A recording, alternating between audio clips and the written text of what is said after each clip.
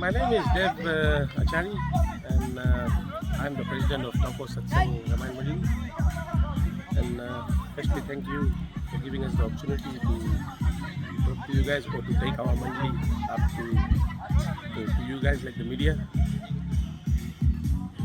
Actually, just briefly, I'll let you know. Taupo is a very small town in the middle of North Island, with a Indian population of approximately 100 people. So this is the first year that we are having a Holi celebration in Taupo, as you have seen, and we hope to have it going for years to come.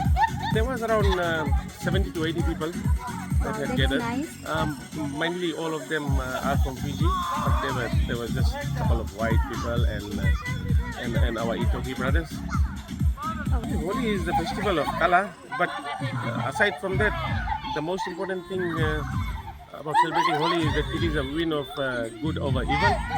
As you know that the story, the myth behind the Holi, when Hiranyakashyap was thinking that he was a god, and then his son Prahlad was a devotee of Vishnu, but Hiranyakashyap got a boon from Brahma that he cannot be killed by an animal or a human, or at night or day, another day, no night. So Bhagwan Vishnu, he took the avatar of Narasimha to kill the demon.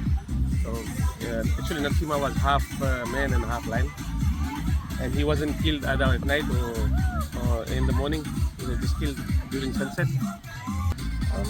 My only message to Hindus around the world is that let's forget if you have any issue with anyone. Get together and celebrate Holi in a way that will benefit the community or the kids.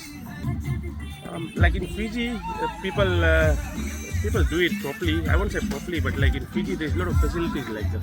There's people that can play instruments. But in New Zealand, especially here in Taupo, we have very less Hindus, and the problem is that like we have to train people to play harmonia or dholak, and then we do have to do some training. But aside from all those obstacles, I feel that people are really happy to have this type of festival. It's not only good for them, but it's good for their kids as well. At least they are learning about Hindu culture. To be honest, I don't have any favorite, but if I have to choose, then maybe halwa is the best.